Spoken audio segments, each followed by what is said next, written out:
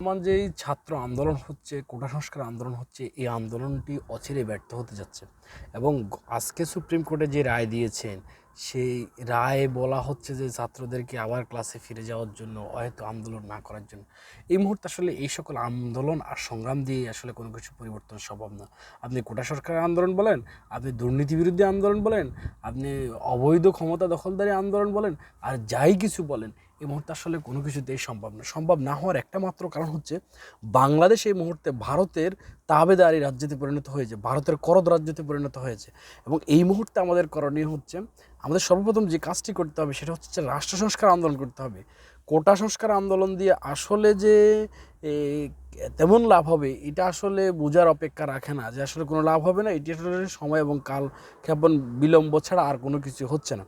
আমাদেরকে at first যে আন্দোলন করতে হবে, সে আন্দোলনটি হচ্ছে যে রাষ্ট্র সংস্কার আন্দোলন করতে হবে। এই রাষ্ট্র সংস্কারের মধ্যে যারা অবৈধ দখলদার আছে, যারা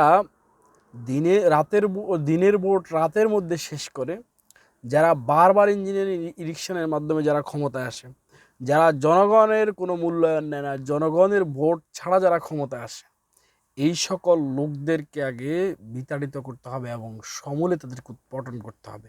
যদি সমূল উৎপাটন করা সম্ভব হয়, তাহলে অচিরে কোটা সংস্কার আন্দোলনটাকে একটি ভালো আন্দোলন ছাড়াই, কোটা সংস্কার আন্দোলন ছাড়াই সঠিক জনগণের জন্য যেভাবে দরকার সেভাবে আসলে তৈরি হবে।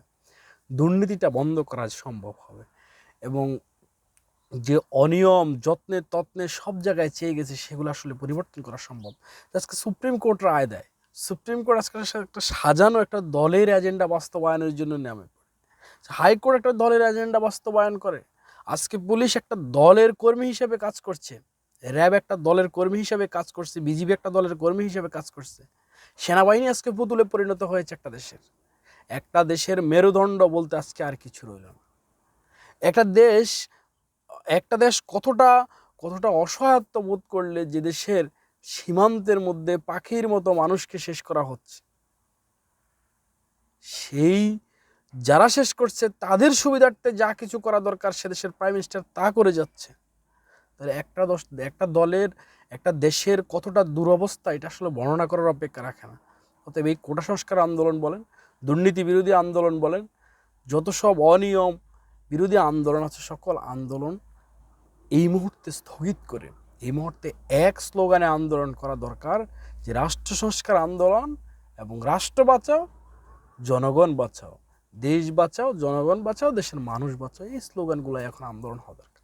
ছাত্রদের আন্দোলন হয়তো ব্যর্থ, কিছু ছাত্র এখন জেল খাটবে, কিছু ছাত্র রিমান্ডে যাবে, কিছু হয়তো বঙ্গুত্ব বরণও করতে পারে, আবার কিছু কিছু ছাত্র হয়তো তাদের ক্যারিয়ার বিসর্জন দিতে হতে পারে, নিজের জীবন বিসর্জন দিতে হতে পারে। এই যে আন্দোলন, এই আন্দোলনের মধ্যে কোনো সার্থকতা আমি অন্তত খুঁজে পাচ্ছি না। অতএব সর্বস্তরে জনগণ, সমস্ত দল, সমস্ত মত, সমস্ত ধর্মীয় ভেদাভেদ সব কিছু ভুলে যদি বাংলার মানুষ, যদি আমরা বাংলাদেশে যদি এক হতে পারে এবং এই রাষ্ট্র সংস্কার আন্দোলনটা যদি চূড়ান্ত একটা আন্দোলনে নিয়ে যেতে পারে এবং 12টাও আন্দোলন যদি সঠিকভাবে করতে পারে, তাহলে দেশের স্বাধীনতার সার্বভৌমত্ব অচিরেই ফিরে আসবে এবং সেটা দেশের সাধারণ জনগণ ভালো ফল ভোগ করবে। সে আশাবাদ রেখে সবাইকে ধন্যবাদ জানিয়ে বিদায় নিচ্ছি। আল্লাহ হাফেজ।